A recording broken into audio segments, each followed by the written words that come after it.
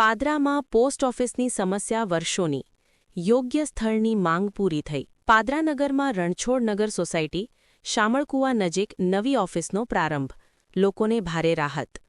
પાદરાનગરની post office ઘણા વર્ષથી નગર બહાર વિહાર ગેસની ઓફિસ સામે પ્રથમ માળ ઉપર લઈ ગયા હતા, જેમાં દાદર જોખમી હતો, ચડવામાં સિનિયર સિટીઝન, અશક્ત મહિલાઓને ખૂબ જ તકલીફ પડતી હતી। નગર બહાર હોવાથી ચાલીને જવું અઘરું હતું। મોટી ઉંમરના નાગરિકોને ફરજિયાત વાહન ભાડે કરીને જવું પડતું હતું। આ અંગે જાગૃત નાગરિકોએ અનેક રજૂઆતો પોસ્ટ વિભાગને કરી હતી।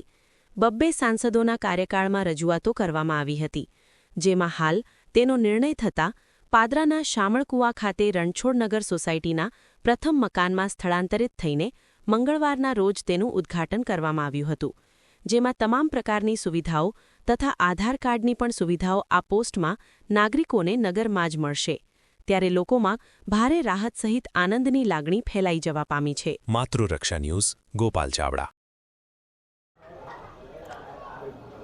નમસ્કાર।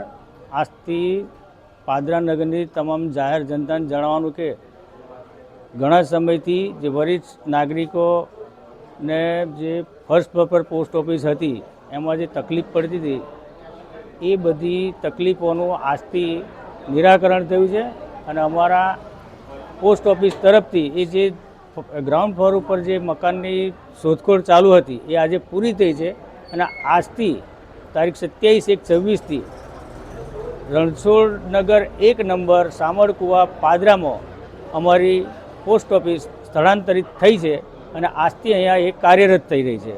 અમારી એક નમ્ર વિનંતી કે કદાચ થોડી તકલીફ પડે નવા સરનામાની, પરંતુ હવે પછી અમારી તમામ જે સેવાઓ હતી એ અમે આ જ નવા સરનામેથી અમે પૂરી જ પાડીશું।